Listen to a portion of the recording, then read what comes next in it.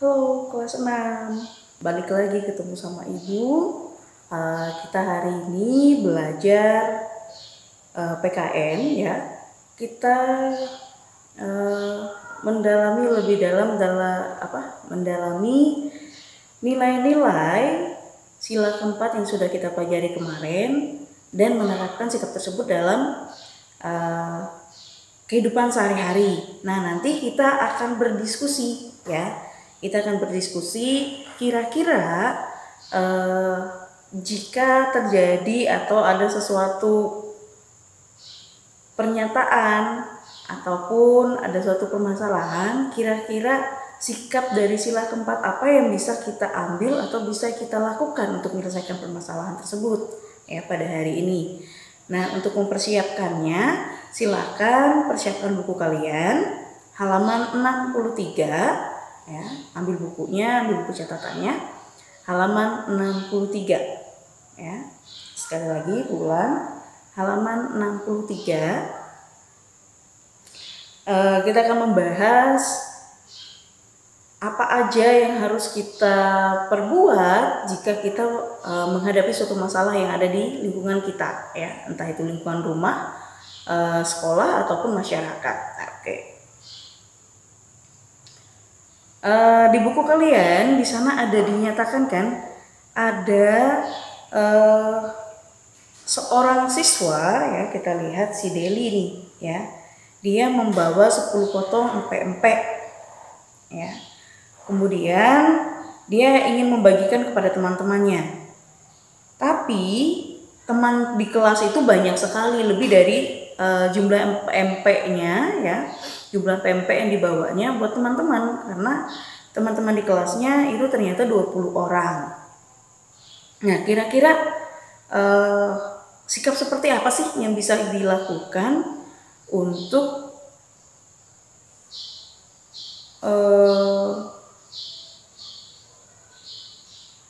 kira-kira sikap seperti apa dari sila keempat yang bisa menyelesaikan masalah tersebut? Oke, mari kita lihat ya. Oke, kita sama-sama buka bukunya, kita lihat ya. Kita belajar diskusi atau harusnya diskusi kita secara tatap muka, tapi karena dalam kondisi pandemi seperti ini, jadi nanti ilustrasinya akan diberikan ya, pemahaman ini akan Ibu sampaikan melalui video, tapi nanti jawaban atau tanggapan dari kalian kira-kira sikap seperti apa sih yang bakal bisa kita ambil untuk menyelesaikan permasalahan ini gitu kan. Nah, tadi kita sudah tahu masalahnya adalah si siswa ini ya, siswa A atau si Dila berdasarkan buku kalian itu punya 10 makanan pempek yang dia bawa, tapi temannya ada 20. Nah, mari kita lihat ya, kira-kira menurut kalian harus diapakan tuh biar semuanya rata, semuanya adil, merasa tidak ada pilih kasih di antara teman-teman. Kira-kira harus ngapain?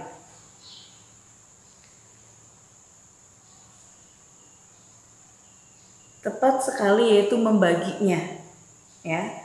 Walaupun dia bawa 10 potong ya, akhirnya 10 potong itu bisa mewakili teman-teman lainnya. Berarti satu potong empek-empek tadi itu bisa dibagi 2 ya.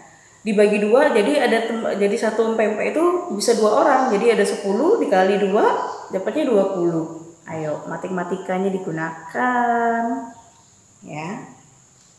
Nah, jadi ketika ada masalah yang seperti itu ya, ataupun ada persoalan di antara teman-teman kita ya, di sekolah ataupun di rumah ataupun di kehidupan sehari-hari, jika makanan tersebut tidak, ataupun jika makanan atau minuman itu tidak cukup untuk semua, maka kita harus bisa membaginya. Membaginya harus bijak ya. Jangan bagi dua, malah yang satunya lebih besar, yang satunya lebih kecil. Jangan curang, ya. Ingat, jangan curang, ya.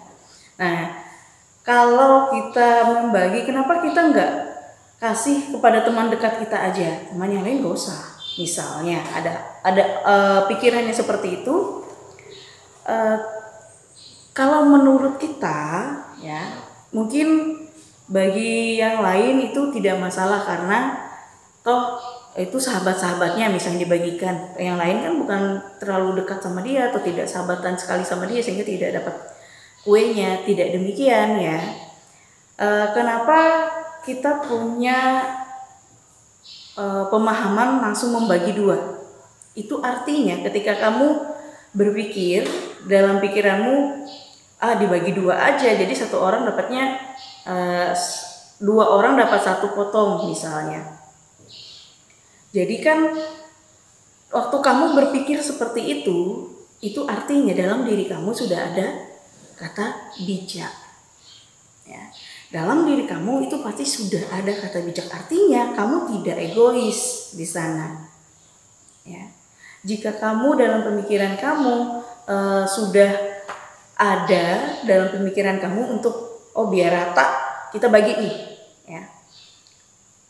Itu aja sudah menandakan diri kamu itu orang yang bijak, ya. Berarti kamu tidak memikirkan dirimu sendiri aja ataupun kelompok, tapi kamu memikirkan teman-temanmu semua, ya. Lalu misalnya ada lagi yang bertanya, tapi gimana kalau makananku tidak cukup untuk dibagi? Itu beruntung karena dia bawa 10 bisa dibagi dua, akhirnya bisa dapat 20. Kalau dia cuma bawa 5, Bu, bagaimana? Ya. Caranya satu, ya, tetap menawarkan. Kalau kamu memang membawa makanan itu bukan untuk diri kamu sendiri, misalnya ada teman datang, dilihatnya, makanan kamu enak, jangan kamu bilang, ini makananku, nggak boleh. Aku nanti belum makan, aku nanti lapar. Tidak demikian, ya, jangan seperti itu. Misalnya ada teman datang, makananmu enak, boleh cicip nggak? Berikan dia, ya. Sampaikan, jangan banyak ya, aku belum makan juga. Temanmu akan merasa, oh dia baik ya, walaupun sedikit makanannya, tapi dia mau berbagi, ya. Ketika itu bisa kamu sampaikan dalam diri kamu, itu sudah pasti kamu bukan anak yang egois. Artinya kamu adalah orang-orang yang suka berbagi dengan teman-teman kamu. Tapi bukan berarti besoknya lalu, mah besok bawa segini ya buat saya, karena aku mau bagi-bagi sama temanmu, ya. Tidak juga harus seperti itu, tapi kalau memang ada di rumah ya silahkan, tapi jangan paksa orang tua seperti itu, ya. Intinya gini, dari persoalan itu kita belajar kalau kita bisa memberikan ide ataupun bisa menyampaikan pemahaman kita bagi sekian biar teman-teman sama rata misalnya, itu merupakan sudah satu nilai dari sila keempat. Seperti yang kita bahas kemarin, sila keempat itu kan tidak egois, ya. Dia bisa menerima pendapat orang lain, ya, kemudian bisa bersikap bijak, mengambil keputusan. Nah, kamu yang punya makanan, jelas kamu punya andil atau kamu punya wewenang sebenarnya dalam memberikan. Misalnya aku cuma mau kasih dia, nggak mau kasih semua, itu hak kamu karena kamu yang punya makanannya. Tapi terkadang, ya, karena kita punya hati, punya rasa, ya, tidak mungkin kita nyap-nyap makan sedangkan teman kita ngelihat, ya. Pasti apa? Kita pasti menawarkan, membagikan. Kalau masalah dia mau atau tidak, itu urusan nanti, ya. Sebagai orang yang punya sopan santun, jelas kita menawarkan makanannya, ya. Nah, itu cara kalau misalnya kita dalam kondisi seperti itu. Kalau kamu misalnya seperti Ibu bilang tadi yang cuma bawa 5, hak kamu sih, ya, untuk tidak membagikan ke orang lain itu hak kamu. Tapi bukan berarti jikalau ada teman kamu yang ibaratnya datang dan meminta, sikap kamu adalah memberikannya, ya. Misalnya kamu memang lapar hingga tidak mau memberinya, tetap berikan, ya. Cukup kamu bilang dengan bahasa yang sopan, jangan banyak ya, aku masih lapar. Temanmu akan mengerti. Tidak ada langsung temanmu gitu aja gak mau, pelit, langsung pergi. Kalau ada teman kamu yang seperti itu, berarti teman kamulah orang yang masih belum bisa menerima keputusan, ya. Karena wajar, siapa yang punya barang, ya wajar dia yang menentukannya. Tapi ya itu seperti tadi, balik ke diri kita. Apakah kita tega dengan teman seperti itu, ya. Sekalipun nanti ada teman yang tidak dibagikan pun, teman yang lain harus mengerti dia tidak membawa banyak atau tidak membawa lebih dari makanannya, ya. Jadi intinya adalah sikap kita itu pasti harus sopan, menerima ataupun menolak dari apa yang kita inginkan, ya. Nah itu kalau menurut Ibu, ya, bijaknya seperti itu. Nah nanti, ya, dalam kehidupan sehari-hari itu permasalahan pasti beda-beda, nggak selalunya sama. Intinya penerapan yang harus kita miliki dari sila keempat itu sudah kita pelajari kemarin. Itulah yang harus ada dalam diri kamu. Itulah yang harus digali dalam diri kamu. Kalau seperti yang kita pelajari di sila pertama sampai sila keempat kemarin, banyak sekali sudah sifat-sifatnya. Dimana intinya adalah kita tidak boleh egois, ya, bisa menerima perbedaan, kemudian bisa menghargai dan menghormati orang lain. Itu udah kuncinya lah buat semuanya, ya. Yang penting jangan egois, ya, jangan mementingkan diri sendiri, ya. Pedulilah dengan orang di sekitar kamu, karena hari ini kamu peduli, ya, kamu tidak tahu apa yang akan terjadi besok, lusa, dan seterusnya. Kamu tulus menolong orang, maka ada saatnya pun kamu akan ditolong tulus juga sama orang lain. Intinya seperti itulah, ya. Nah, yang akan kalian coba pelajari lagi, ya, tadi kita sudah, ya, membahas contohnya yang tadi. Kira-kira permasalahan tentang si siswa tadi membawa 10 potong PMP-nya sudah terbahas, ya. Nah, di buku kalian halaman 64 di sana dijelaskan juga, selain kita cuma bisa misalnya mempraktekkan di sekolah, ya, karena selalu ditekankan di sekolah, tapi nilai sila-sila dari Pancasila ini harus kita terapkan dalam kehidupan kita sehari-hari. Tidak hanya di sekolah kamu bersikap seperti itu, tapi di rumah, di masyarakat pun harus bersikap seperti itu, ya. Nah, ini ada contoh lagi nih di paragraf yang pertama, ya, halaman 64. Di sana ada contoh siswa belajar mengamalkan sila keempat melalui musyawarah pemilihan ketua kelas. Itu pasti, ya, kita pernah memilih ketua kelas. Mungkin sekarang karena kita lagi pandemi jadi nggak bisa pilih ketua kelas, tapi pengalaman kalian selama sekolah memilih ketua kelas tentu kita sudah pakai atau kita sudah gunakan sistem musyawarah. Kalau dulu, kalau waktu kelas 1, 2, 3 mungkin nggak ada musyawarah karena pasti wali kelas yang menentukan. Nah, tapi begitu kamu udah semakin tinggi kelasnya, tentu musyawarah itu perlu, ya. Dan yang memilih kamu bukan guru tapi teman-teman kamu sendiri, ya. Nah itu dia, dalam pemilihan ada yang berbeda, jangan marah. Ada yang kalah, jangan marah, ya. Namanya juga kita musyawarah, ya. Ya, ada 2 kandidat ataupun ada 3 pilihan dari teman-teman yang lain, ya. Bukan berarti ketika yang satu sudah menang jadi ketua kelas lalu yang nomor 2 dan nomor 3 marah, ya. Oh, dia kan gini, nggak boleh ya, karena kita demokrasi, kita nggak boleh kasih tahu buat teman yang lain, jangan pilih dia ya, pilih saya. Nah, jangan seperti itu ya, karena setiap orang memilih itu punya haknya, dia punya kriteria penilaian dia sendiri sehingga dia memilih temannya atau memilih orang itu sebagai ketua kelas. Nah, kan sejak pengalaman itu kalian sudah tahu bagaimana caranya kita bermusyawarah. Dan ketika dia sudah terpilih, maka yang lain juga harus menuruti. Ya, karena namanya juga ketua kelas, dia adalah orang kepercayaan dari wali kelasnya. Jika ada tugas dan lainnya maka diserahkan ke ketua kelas. Kemudian yang menjaga, yang mengelola kelas itu selama jam pelajaran terjadi, ya, maka ketua kelas.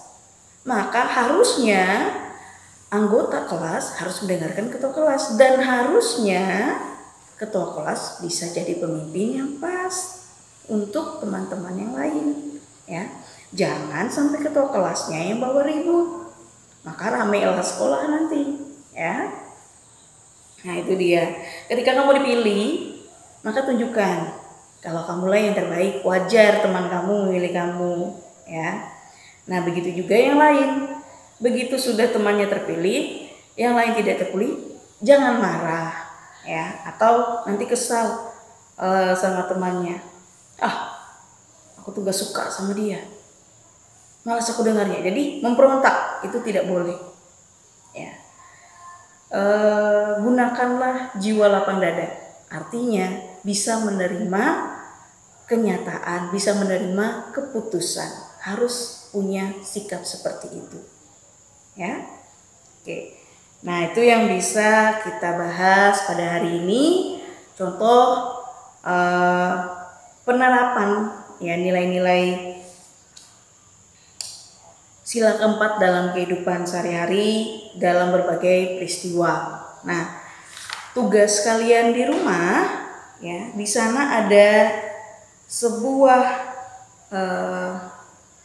studi masalah, ya, bisa katakan di sini ada studi masalah karena di sini ada sebuah persoalan yang dihadapi di sekolah, ya, yang ada di halaman 64 berwarna krem.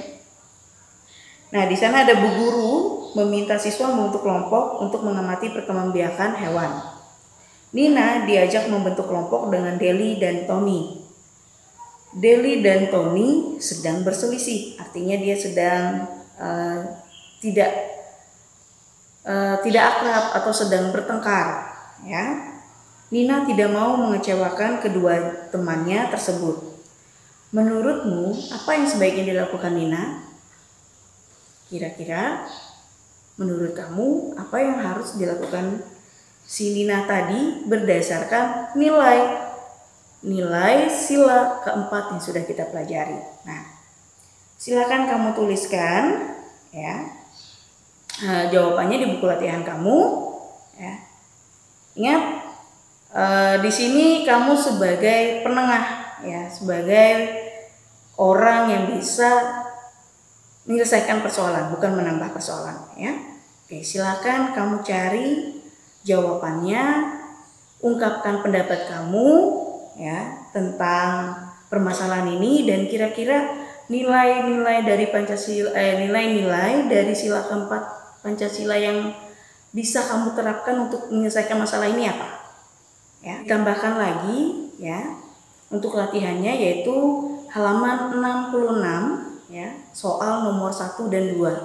Oke, biar kamu lebih belajar untuk mengungkapkan pendapat, ya.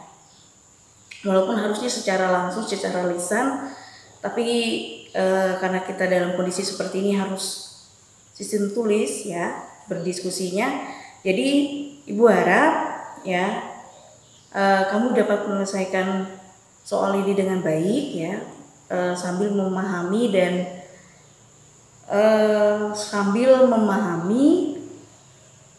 materi kita tentang penerapan nilai-nilai sila keempat, ya. Nah, jadi ada 3 soal ya. Soal yang pertama tadi yang ada di halaman 64 tentang yang ada di teks atau di paragraf tadi. Kemudian ditambahkan dengan latihan yang ada di halaman 66 nomor 1 dan nomor 2. Oke, silakan dikerjakan. Jangan lupa tulisanmu harus rapi biar mudah dibaca dan diperiksa oleh Bapak Ibu guru. Oke, sampai jumpa.